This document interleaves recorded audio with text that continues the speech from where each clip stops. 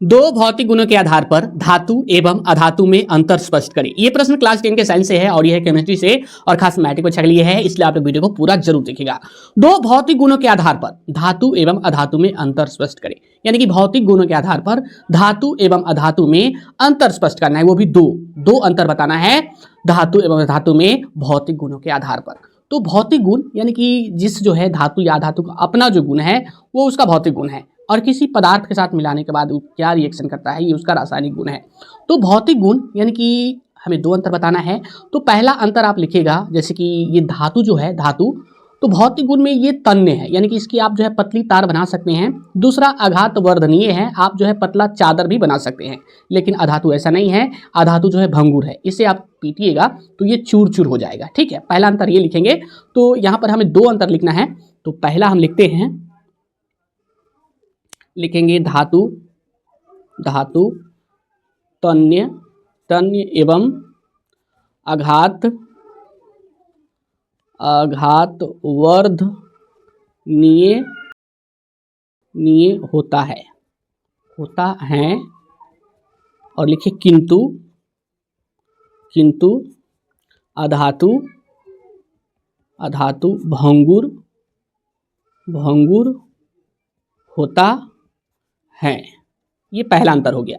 धातु तन्य यानी कि तन्य क्या हुआ, इसको जो है आप खींचकर पतली तार बना सकते हैं, ये तन्य हो गया। एवं आघात वर्धनीय यानी कि इसको पीट कर पतला चादर बना सकते हैं। ठीक है, ये धातु में गुण होता है, लेकिन अगर आप जो है अधातु को ऐसा कीजिएगा तो ये भंगुर हो जाएगा, भंगुर यानी कि चूर चूर हो जाएगा, ऐसा गुण इसमें नहीं है। पहला अंतर।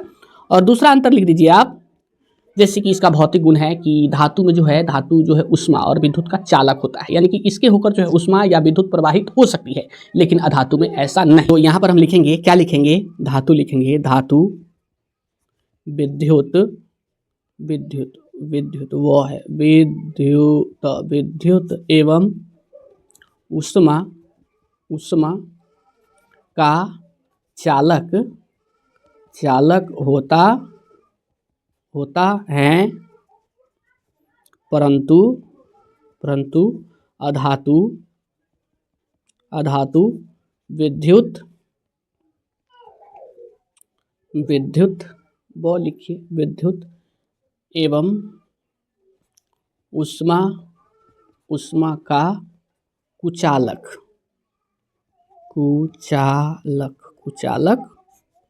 होता है।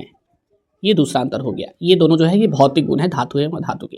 तो यहाँ पे पूछा जा रहा था दो भौतिक गुणों के आधार पर धातु एवं अधातु में अंतर स्पष्ट करें। तो हम लिखे हैं धातु तन्य एवं आघात वर्धनीय होता है, किंतु अधातु भंगुर होता है। यानी कि धातु को जो है आप तन यानी इसके जो है पतली तार खींच सकते हैं, प्लस में पतला चादर भी बना सकते हैं, लेकिन अधातु ऐसा नहीं है। अधातु को ऐसा कीजिएगा तो ये भंगुर हो जाएगा, यानी कि चूर चूर हो जाएगा। धातु विद्युत एवं उष्मा का चालक होता है, यानी कि इसके होकर जो है धातु होकर जो है विद्युत या उष्मा प्रवाहित हो सकता है, जैसे कि स्टील हो गया, लोहा हो गया, इसके होकर जो है ये उष्मा प्रवाहित होगा। ठीक है, सोना भी, चांदी भी। ठीक है, परंतु अधातु विद्युत एवं उष्मा का कुचालक होता है, लेकिन अधातु को देखिए जैसे कोयला को, इसके होकर जो है ये विद्युत या उष्मा प्रवाहित नहीं हो सकता, और उसको थूरिएगा भी तो ये पतला चादर नहीं बनेगा बल्कि चूर चूर हो जाएगा, तो ये अधातु है। तो यही है दो अंतर जो है भौतिक गुणों के आधार पर।